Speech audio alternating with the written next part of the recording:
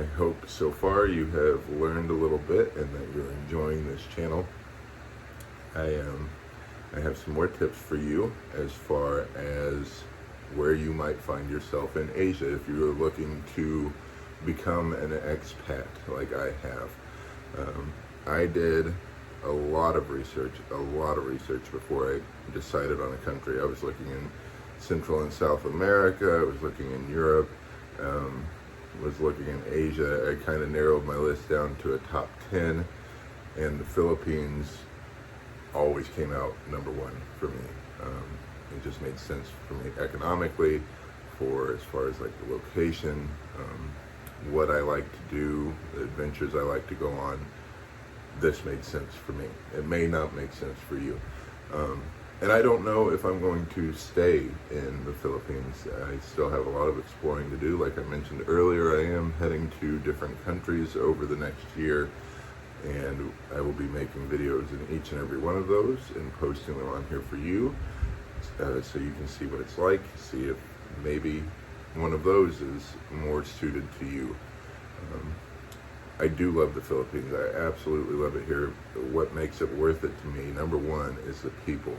The people here are incredible. I just can't overexpress how generous and kind and patient the people here are. They'll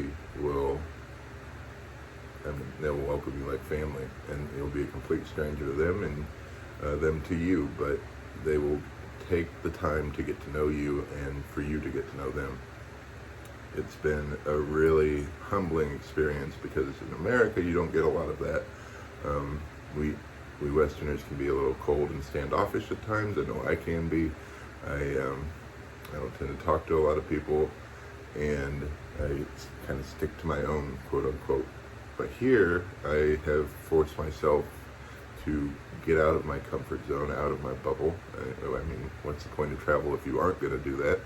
So I am doing that, and I am all the better for it. I have met some really incredible people, both native Filipinos and expats that have moved here, people that are on a journey, not necessarily as expats, but backpacking across Asia, have been globetrotting for years. I met a gentleman, I'd say he's late 60s, early 70s, and he hasn't been back to America in over 40 years.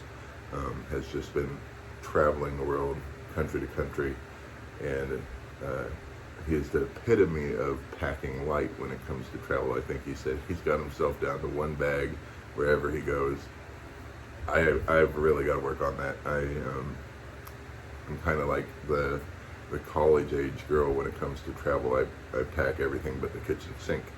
So like right now in my suitcase I have a record player and all of my records. That's got to go. I can't haul that everywhere I go. I mean, it's nice to have it. I love the music. I love that little bit of home, and it makes me a little bit more comfortable, but it's super heavy. And when it comes to flying, you're going to pay extra. You're going to pay extra for every little bit of weight that's over that 50 to 75 pound mark, and it gets pricey, up to $200 a bag pricey. So really got to, at least myself, I've got to narrow that down. Probably get down to, I'm traveling now with 3 sizable suitcases, a carry-on, a backpack, and 2 duffel bags.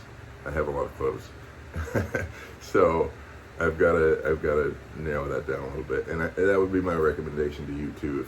If you're planning to come over here and doing some hopping around, travel as light as you can. If you're planning to come over here and stay, absolutely bring all your stuff, because you're going to need it, right? You're not. If you're hopping around, you're not necessarily going to need everything that I have. It gets a little tedious after a while.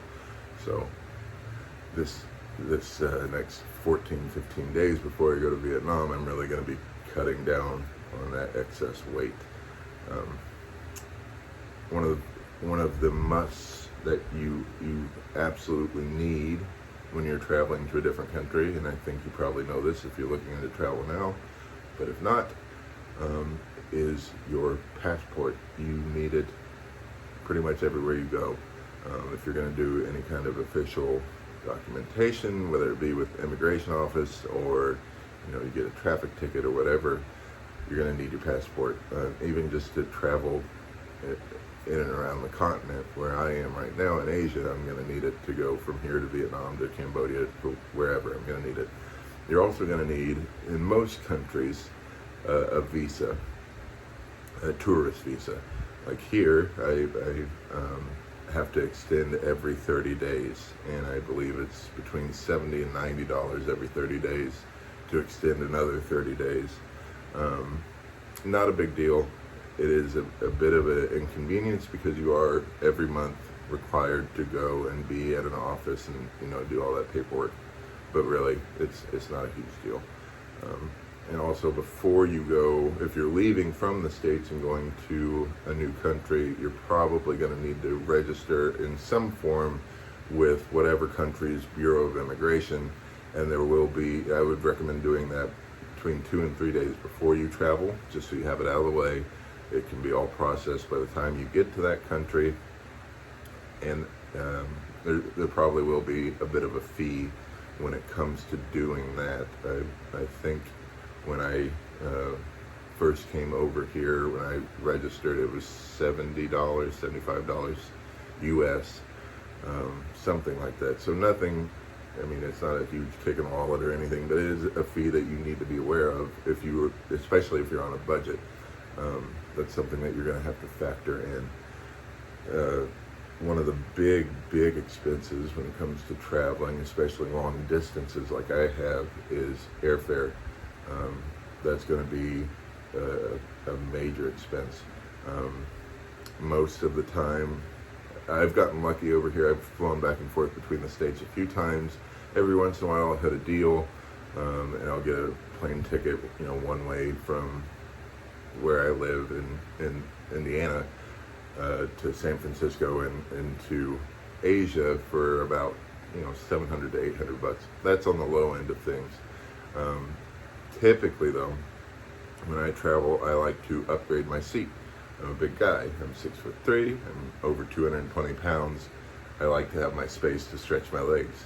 So I don't typically travel economy unless it's absolutely necessary. So I either do economy plus or business class. And if you like to travel in comfort, that is something I would absolutely recommend you do. It is going to cost you extra. It is, of course, going to be a little bit more expensive, but at least for me, it is 100% worth it. The meals that you receive are, as far as airline meals, they're actually really good. When I traveled over here last from the U.S., I think I got a steak and potato meal with asparagus. And it wasn't in like the little plastic container. It was on a plate. It was with real silverware. There was a dessert. Drinks were included, all that stuff. But that does require a bit of an upgrade.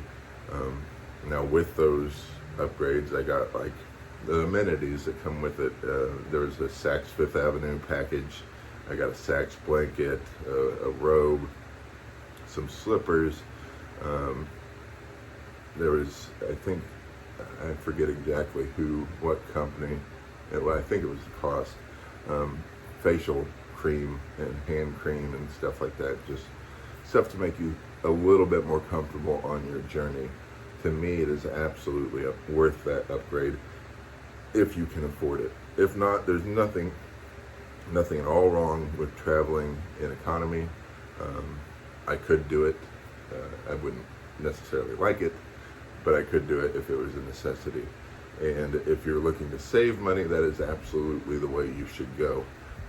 If you're willing to deal with the slight cutbacks that you get if you're traveling economy. That's it for today's video. Thank you for joining me. I hope you learned a little bit and enjoyed what you saw and heard.